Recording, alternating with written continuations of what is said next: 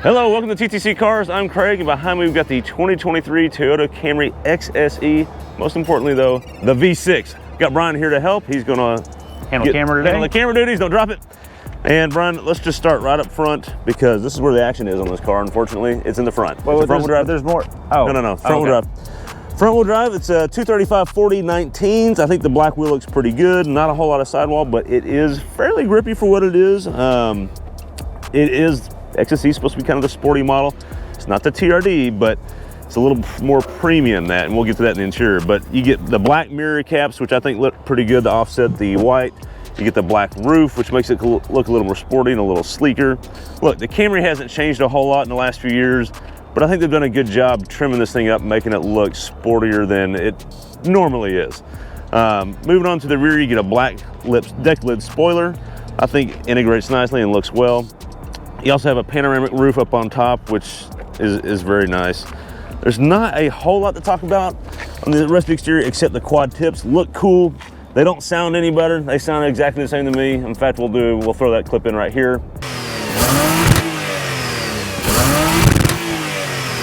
Just doesn't really make any noise. Yeah, the TRD sounds better. So there's that. But Brian, let's get to the front, which matters the most, and that is, the beautiful, the wonderful, been around since, well, the dinosaurs, and this is probably, it's probably gonna go extinct like the dinosaurs. There's a hood prop somewhere under here, and I'll find it in a minute. And it's, there it is. I've never seen it there. So there we go. It is the, well, it says D4OS, whatever. I feel like we've seen this motor before, Craig. We've seen this motor in a lot of things since the beginning of time. In Tacoma, Sienna, Camry, Avalon, Lexus, everything. Yes. What else? It's a 3.5 liter V6, dual overhead cam, direct injection, and port injection now is what they have. And Lotus too. Oh, and the Lotus. What this is it's a naturally aspirated, honest to goodness, old school V6 that revs well. It's linear, it's smooth, it's quiet. It doesn't get the best mileage if I'm being honest, but it doesn't get the worst, it really doesn't. And it's really fun to drive. You forget how fun it is to drive a smooth linear V6, and we'll talk about that a little more in the drive segment. But with that, Brian, let's turn it over to you and let you get the interior. All right, boys and girls, it's time to hop into the lady of the night red interior. And as you can tell, this panoramic sunroof, well, it looks pretty cool, but it has some limitations, and granted, I'm a taller person, but there is no way for me at 6'5" or 6'4", depending on the weather, to actually go somewhere in the backseat of this. And that is depressing, because if you don't have the panoramic sunroof, this is not a problem. We've done that before. We do have an armrest though, and so I guess I could slouch. I'm still hitting my head, but it does have an armrest, which is nice. A lot of cars don't have that. You do have rear AC vents, which in Texas is a big deal. And I'm sitting behind Craig. He's got the seat leaned back a little bit, but it's actually pretty good. There's a ton of like foot room down there, and I actually have more angle to put my feet further out than most sedans. Let's get in the front door where it matters. All right, time for the business end. And I do have to slouch a little bit in here because my head's hitting again, but I did find myself driving this quite a bit and just finding a slouch that worked, and the buttery smooth V6 made it worth the time. Now, let's show you what we do have in here. We have a push to start. I'll take this guy and show the people. We have real gauges, which I'm not sure if it's gonna come out or not. There we go. You have a center display, and you have actual dials, which I like that a lot. One thing I've learned from this experience is that I still love traditional dials. One thing I've learned is that the center section that is digital here is hysterically dated. It looks old as heck, just like this screen. While the screen is big, it is pretty bad. I mean, the nav screen looks like it's, well, it's entertaining. Good news is CarPlay works, but even when you put CarPlay in, the way the resolution is laid out, it looks dull and matte. Makes it look cheap, even though the system works very well. But we know they can do better. We've seen the new Tundra and Sequoia. This will get fixed. If you're a CarPlay user, it works, and the matte finish does help with glare. It does help with glare. That's a good point. You're never going to lose what's behind it. The good news is it has the JBL stereo, which does work. Is awesome. We love the JBL stereo. It has a good sub in the rear deck. And as far as interior ergonomics go, the shifter's in the right spot. The drive modes are all in the middle here in this down switch, and you do have heated and cooled seats. We really like that. They work well. The seats are comfortable. The bottom is long enough for me. Really the only problem, again, is the headroom situation.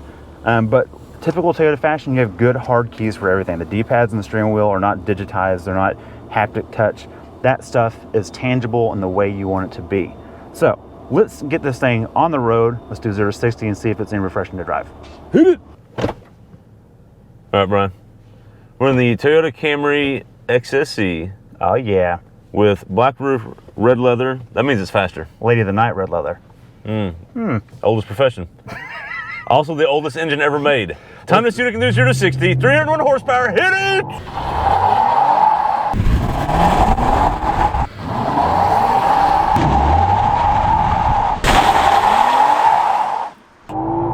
Oh. And the bog to second. Full burnout through first gear and 60 in what? 7.44. Yikes. Okay, look. But that wasn't your best run. No. We did some runs before that with one person in the car and without a purposeful burnout. Yeah. 6.25. That's pretty good. Look, in the old commendable. days, that is a straight up legitimate sports sedan. Oh, 100%. That's a Mustang GT not that long ago. And so that's the first question I want to ask you on this dynamic portion. Okay. Is this Camry front-wheel drive, the ancient V6, is this a sports sedan? No. Really? Yeah. Why not? Because when I think of sports sedan, I think the pinnacle is 3 Series BMW, right? But what are the things that make the 3 Series BMW important? Number one, rear-wheel drive. Rear-wheel drive. Okay. Number 2, the driving experience interaction between you and the powertrain. Now, I want to commend some things, but because of the way the transmission is programmed, that's what's keeping me back. If these paddles were meaningful, because there are paddles here, there's paddle shifters behind the steering wheel, but they kind of like give you a suggestion you can make to the transmission, and then it will see if it approves the decision. They'll send it to a committee and let you know. The committee will think about it, and it'll upshift anyways. Yeah. So that's why I don't call it sports sedan. Okay. But what's the other part of a sports sedan? Handling. This does incredibly well at that. Way more than you would ever think from a Camry. And much without sacrificing a good ride. Yes, that's the magic. And so when we had the Highlander earlier this year, or maybe it was last year we had the Highlander XSE, I kept telling you, Craig, this thing handles way better than you think it does. This will actually lift off oversteer. I have had this thing completely sideways. The understeer is very minimal for a front-wheel drive car. Unbelievably minimal for a front-wheel drive car. And it points in like it should, and then you hit a bump and you go, oh, why didn't it spill my coffee? Right. Like, that's incredible. And this is not some magical trick. No. Electromagnetic suspension, adjustable, none of that. It's just tuned well. It just goes to show that shock tuning matters, and they did a great job on this. They nailed it on this. Absolutely nailed it. Okay, Brian, this ancient V6. Yes. Let's talk about that, because this is a little bit of a swan song for it, probably. This might be the last Camry with this V6, because look, the Highlander is ditching this motor in favor of the Turbo 4. Right. All in the name of emissions, whatever. That's a whole other beef. But anyways. Stop lying to us. But, Brian, you can, in its competition, you got the Accord, and you got the Hyundai Kia twins. Yeah, that's pretty much Those are all Turbo 4s. Right. What's your preference in powertrain out of all those? This. Even over the Turbo 4 and the Hyundai Kia twins. See, what's hard about that is because the Hyundai Kia twins give you the dual clutch, which is really, really good. It is really good. I want that transmission with this motor. With this motor, exactly. I want this motor in just about anything. Should this motor be dying because it is ancient, it's not the most powerful, really, and it's also, although it may actually be the most horsepower-wise. Well, of the ones that are left, yeah, it is. But it doesn't get the most mileage either. Is that a problem? Not for me, no. But look, I'll be honest. I was getting 17 miles a gallon driving this, which is really terrible. We've gotten that out of pickup trucks before. But I've got 26, 27 driving on the highway responsibly. Yeah, the reason why I was getting 17 is because I would do this, and I'd go, oh, that's not a 4-popper. That sounds amazing. Yeah. So there's that. Look, this has got to be the smoothest V6 ever made. It does. It gives you inline 6.5s in the way that it's so smooth. But should it stay around? I wish it would, but I don't think it will. Okay, so we talked about this competition. Here's my last question for you. There's a competitor in-house, same brand or same manufacturer. There's a Lexus IS350 F Sport you can get for the same price, about $2,000 more than this. This is IS350 F Sport's $42,000. This is $40,000. This is 40 as spec. But that one's rear-wheel drive like it should be. What would you get out of the two? Man, you're going to really argue with me on this one. And this is the question we should leave for our audience too. Okay. I would get this over the IS350 rear-wheel drive that we've had before. And the reason why, Craig, is this is more fun on a back road. This wants to play more. The steering is arguably better in this, and the shock tuning is more dynamic. The IS350 rides really good, but never feels connected. And it has so much rear end grip that it is almost impossible to oversteer that, whereas this will oversteer if you don't pay attention, which is super fun. Very interesting. The real answer might be the TRD because it's $6,000 less than in this. That's it. You can get this for $34,000, not for $40,000, with the TRD, which has better exhaust noises, and I think the transmission mapping's a little more aggressive. Stiffer rear end, which is good. Oversteer is going to be more fun. Exactly, and more legroom than the IS350 would have. Okay. With that, thanks for watching Texas Car Channel, or whatever we're calling this these days. Brian will let you know. Stay tuned on all the socials. All right, Craig, I've got you in the back now to make sure that human beings can fit back there because Lord knows I can't. How's it going for you? Just barely, just under the threshold, but it's debatable whether or not I'm human. Oh, well, that's true, but you can go to dinner in this and we can complain about it. All right. Brian, I can't drive this dinner without complaining about it. But here's what I want to bring up. Oh, okay. We're in a Toyota Camry, okay? I don't want to bash Camrys, but I'm just going to say that they're supposed to be boring. That's true. That's true. And at the end of the day, the bottom line, the thing about this car is, we're not supposed to like it, but we like it. I like it a lot. And that's how much that says a lot, doesn't it? I mean, you cut away all the bull crap. That's true, because all we could keep going, I've really enjoyed my time. This has been a good experience. Yeah, in a Camry. In a Camry. And it's not just the red seats, Craig. No. We drive so many crossovers, and some are brilliant, some are just another crossover.